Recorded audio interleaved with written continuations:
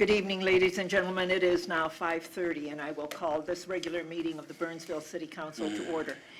It is our tradition to stand for a moment of silence, followed by the Pledge of Allegiance, and we invite you to join us.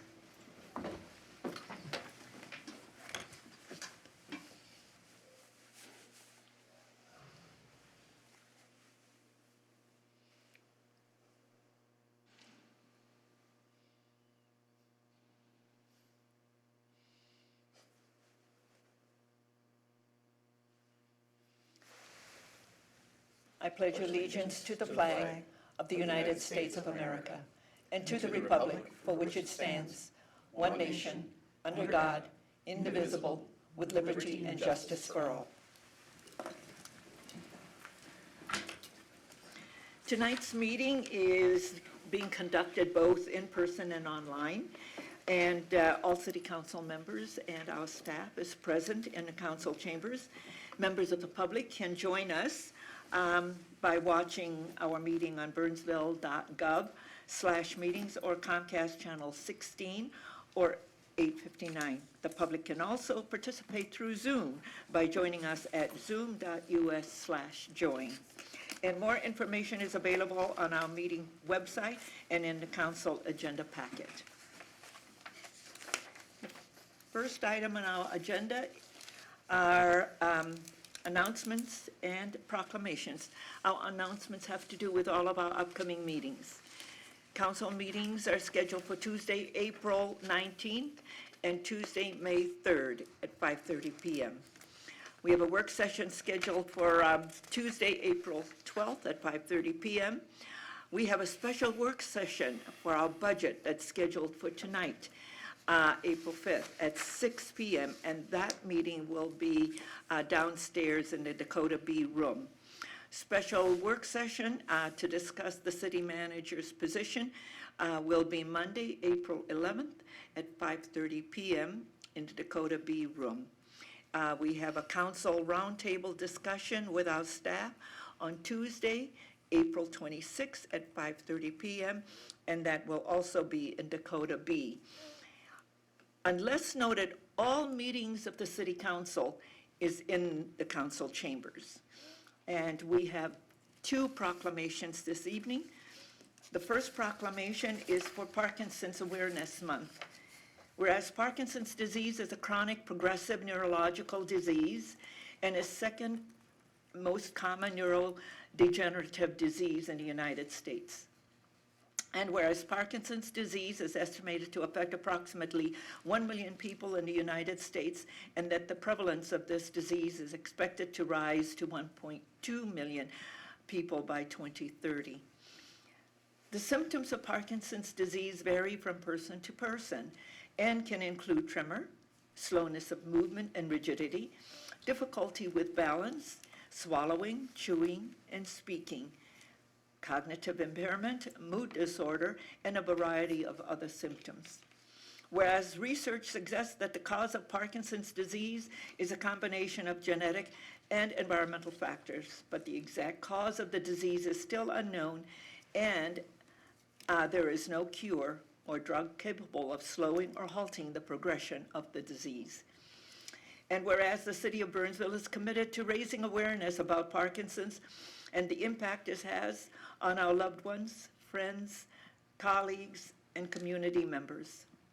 Now, therefore, I, Elizabeth Couts, Mayor of the City of Burnsville, on behalf of the City Council, and in honor of all that have lived with Parkinson's, do hereby proclaim April 2022 to be Parkinson's Awareness Month in the City of Burnsville, and urge all citizens to recognize and participate in this observance.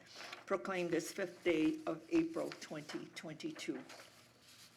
The next proclamation is for Fair Housing Month, whereas the Fair Housing Act, enacted on April 11, 1968, enshrines into federal law the goal of eliminating racial segregation and ending housing discrimination in the United States.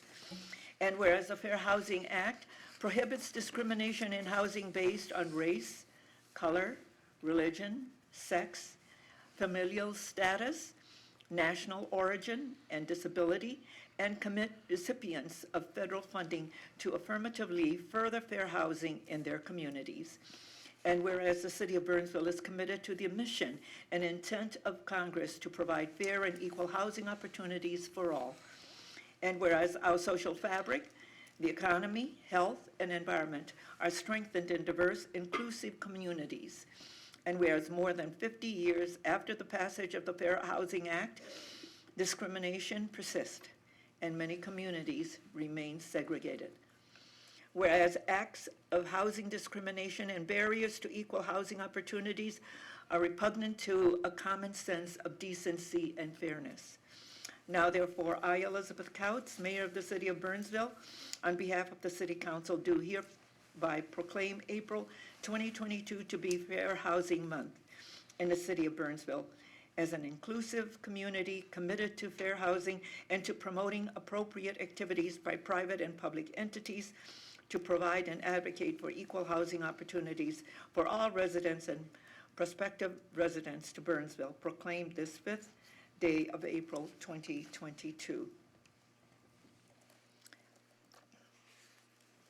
The next item on the agenda is citizens' comments. This is the opportunity for anyone in the audience or on our Zoom platform to address the council on an item that is not on the printed agenda and not in application form that will be coming before us at a future date. Is there anyone who wishes to address the council? Ms. Collins, anyone in queue? No one on Zoom, Madam Mayor. Thank you. We will then move on. The next item is additions to the final agenda, and this is for emergency items only. Interim City Manager Lindberg, are there any emergency items to come before the City Council? Nothing from staff, Madam Mayor. Members of the council? Thank you. We now go to the consent agenda. The consent agenda is a group of items that's considered to be routine and it will be enacted by one motion. However, an item on a consent agenda can be removed for a separate discussion and vote. Is there anyone in the audience who wants an item to be removed for a separate discussion and vote? Ms. Collins, anyone in queue? Okay. City Manager Lindberg? Nothing from staff, Madam Mayor. Okay. Members of the council? I just There's can't too many get words my- in you that. know, There's too many you words. know, interim city managers, I'm going to Yes. drop the interim. It's just too many words. Too many words. Okay. So members of the council, if there isn't an item to be pulled, I'd like a motion to adopt the consent agenda. Move to approve. Second. There's a motion and a second. All in favor, please say aye. Aye. Opposed, say nay, and a motion carries. We have one item on the regular agenda, and this is a sketch plan review for Geneva Suites located at 3108 Fox Point Circle. And presenting this evening is City Planner Sarah Madden. Ms. Madden, welcome. Thank you, Madam Mayor. Good evening, members of the council. So as stated, the item that you have before you this evening is what typically was seen at a work session, a sketch plan review for a concept proposal that has come up for review. So there is the Geneva Suites, which is an organization that does operate around the metro and with 2 locations within the city of Burnsville for residential group homes. They are interested in a new location at 3108 Fox Point Circle. The reason this is before sketch plan this evening is there are some policy-related items about this, which is that the request is for up to 10 residents as opposed to the 6 that would be permitted by state statute and by city code. So the site itself is just over an acre in size. There is an existing home on the property as seen in the aerial photo in your presentation of about 5,100 square feet. It's zoned R1, single family, and guided as low-density residential in the comprehensive plan. So some just general land use and zoning considerations related to this. So residential group homes or housing with services are allowed by state statute in single-family zoning districts, and then by conditional use permit in multifamily zoning districts for 7 to 16 persons. So this is reflected in our city code for our definition of family for family and zoning districts. There are also related comprehensive plan goals that do speak to this topic in our neighborhoods and housing chapter of the comp plan. Those generally relate to promoting additional varieties of housing types to accommodate life cycle stages of Burnsville residents, and then to increase the diversity of senior housing options that relate to the level of service that they provide, types, or any accessibility considerations. Request consideration specifically about this request for up to 10 persons. In 2016, the city did approve a request for an accommodation to permit 8 residents as opposed to the 6 that's allowed within single-family zoning at a different location within the city of Burnsville. In this particular request, the Geneva Suites has indicated that the home is large in size and can accommodate those 10 residents. As I mentioned, the home is approximately 5,100 square feet. They do show in their concept floor plans a remodel of the home, creating 10 bedrooms, 4.5 bathrooms, some shared open living space. There would be an elevator and a ramp from the existing 3-car garage into the home. There are more information and details about the proposal from the Geneva Suites in your background packet, and then any questions maybe about that specific could be directed to Scott Hemingway, who's in the audience related to that. Generally, for direction from the City Council that we would be seeking this evening is support of the use and concept of up to 10 residents or persons. And then the city attorney has indicated that the best route to evaluate that request may be through the variance process, but alternatively, we could create a parallel reasonable accommodation process, which is similar to what was done in the 2016 home within the city for above 6 residents. So the question for more of a staff and policy-related item would be moving forward with variance or the process of a parallel reasonable accommodation process, and should something like that be placed into our city code. So I can stand for questions about the topic, as well as a member from the Geneva Suites who is in the audience. Thank you. Ms. Madden, the home that Geneva Suites that Mr. Scott Hemingway has is down in Wildwood, correct? It Is that the one that, because we approved the one in Wildwood, and it has an elevator also, and that has more than 6, Ms. it Walker? is, Yes. the Wildwood. It is Wildwood, Madam Mayor, but I don't believe it has more than 6. Oh. They came in with the 6 and under. That did not need any special approvals Yeah. from you. But it is in Wildwood and in a Yeah. very similar type large home on a large lot. Have we had any complaints from the residents of Wildwood? Yes, we have, Madam Mayor, primarily due to parking, issue with a mailbox being hit where the employees park, that kind of thing. Okay, because I looked at this, and there's because it's a pie shape, and so you even have less space for parking than up in Wildwood. So I'm going to go to you, Mr. Hemingway. If you can come up over here, please. Have you spoken to the neighbors? And also, did they have concerns about parking? Because when they were here for another project, they talked about that they knew this was coming, and parking was one of the concerns that they articulated at the time. Sure, there's been a couple of instances at the Wildwood Court property where we've done a little bit of training of our caregivers. So we had a few extra caregivers parked in the driveway, and a couple people parked in the street during the daytime, of course. Yeah. And so that's happened on a couple of rare occasions. And there was an instance where a caregiver did strike a mailbox, and that was a while ago. I haven't heard any instances recently, Okay.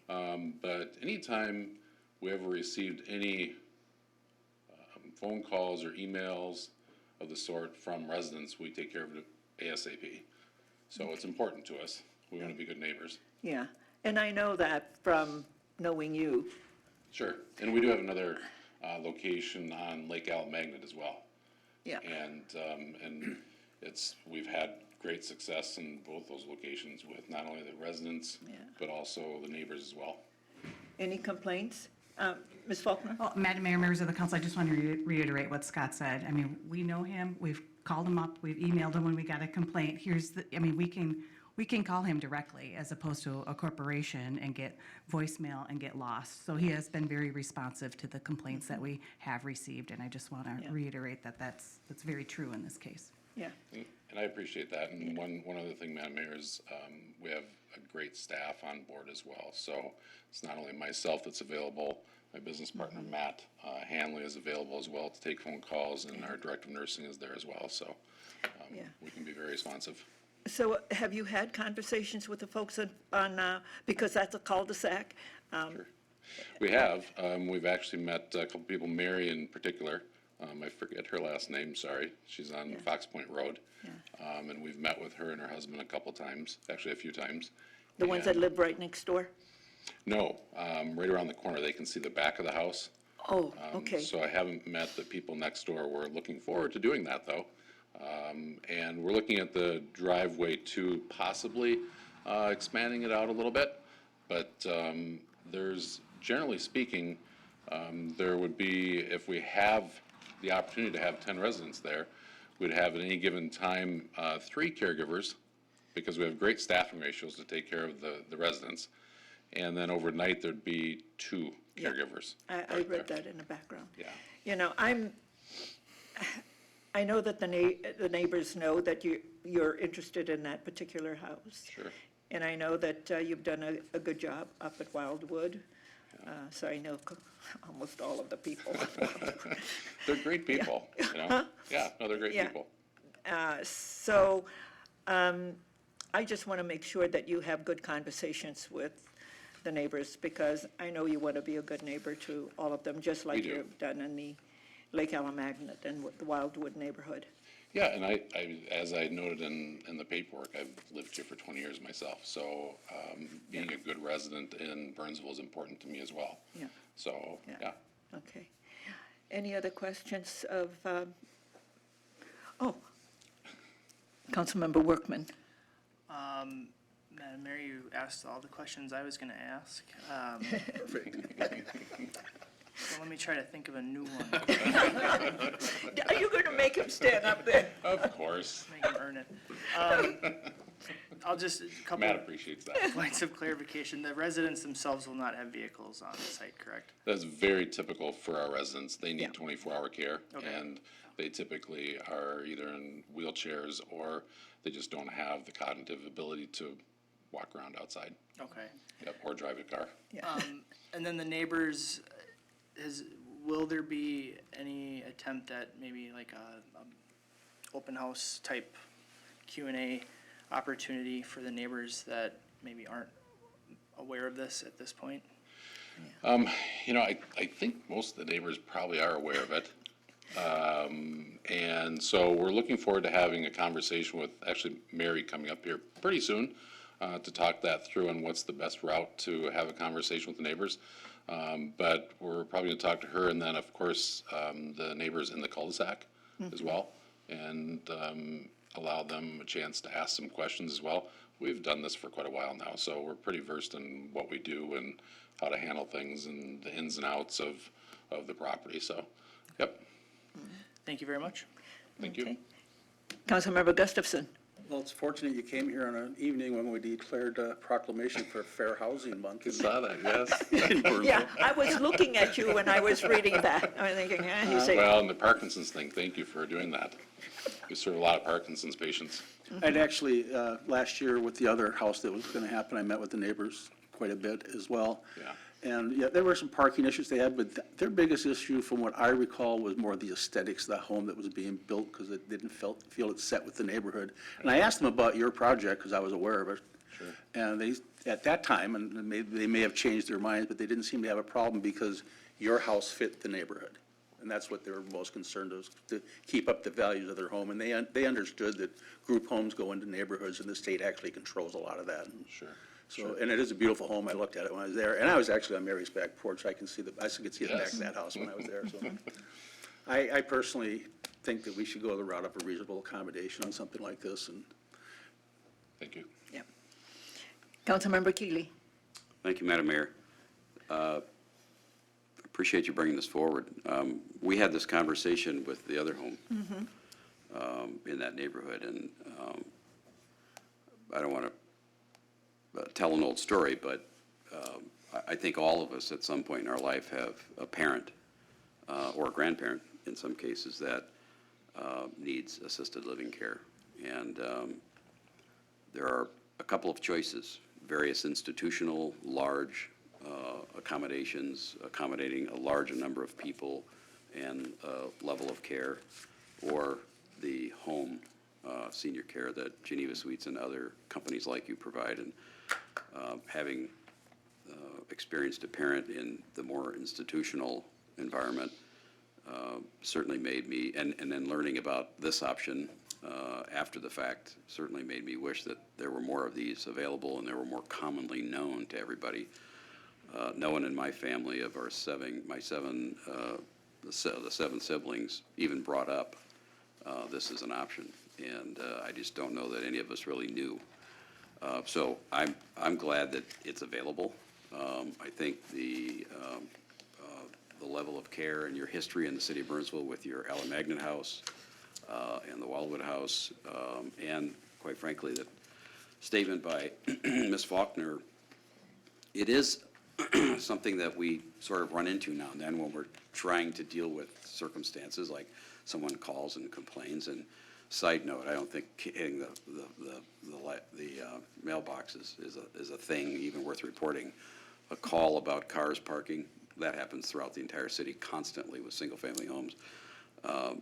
Those aren't the kind of calls that I get concerned about, but the calls when we're trying to get a hold of the owner or proprietor or property owner in this case, having the ability to call yourself, the owner of the company, to respond and respond promptly carries a lot of value to us, because it relieves a lot of frustration and headache on staff time, and they can do other things that are more important than trying to just chase down an owner and get a response. And we've had plenty of those, haven't we, Ms. Faulkner? So all in all, this also fits our philosophy that came out of some recent discussions in really making this city more flexible and open to housing options. We've had many discussions at council on a variety of different approaches, but this one really fits right into where we want to go as a city. And hopefully other cities are paying attention that you may have worked with in the past that may have not been so accommodating or changed direction, because we hear about those stories too, of some cities leading a person down a path and then pulling the rug out from under them after they've spent significant investment. That's happened to a lot of businesses in cities around the metro area. And hopefully never here in Burnsville, because we're very proud to say we're very flexible and very pro-business and very pro-residential and really just pro-common sense from my perspective. So I agree with my colleague, Councilmember Gustafson, that this fits into what we're trying to do in our city, and I would support it. Thank you. Thank you. Okay, so as I listen to everyone, Councilmember Schultz, shall we direct staff to move forward with Mr. Hemingway? Can I just ask one more question, please? Well, of course, I did not see your. This will be of your CFO. Have you lit that tree yet? Oh, the one on 35? No, the one on Cedar that's in Well, bloom. I'm sorry, Cedar, yeah. I keep thinking it's 35E, yeah, the Cedar. We look forward to doing that as soon as possible. I found out recently that the pilots actually use that as kind of a beacon when they're coming in. They spot that in the air. And They do. yeah. It's on my personal list now. Scott told me about it years ago, and I can't wait to do it. So it's called Lighted Oak, and apparently that oak tree is quite a sight. Oh, Yeah. It is. It It is. is It is. It's a iconic. landmark. I It's mean, it's a iconic. true Really is. landmark. Yeah, yeah. Okay, so Councilmember Schultz, you're in agreement for staff to move forward with Mr. Hemingway? Absolutely. Okay, so we don't take a vote, we just direct staff to move forward with your application. Thank you. You're very welcome. See you. Yeah. Okay. Is there anything else then? Ms. Madden, do you need anything else? Or you No, got the directions that you I feel like I have the needed? direction I need. Thank you. Okay, very good. Thank you. Members of the council, there is nothing else to come before us this evening. Motion to adjourn is in order. So moved. Second? There's a motion and a second. All in favor, please say aye. Aye. Opposed, say nay, and the motion carries. We now stand adjourned, and we will take 10 minutes to go downstairs for the budget meeting.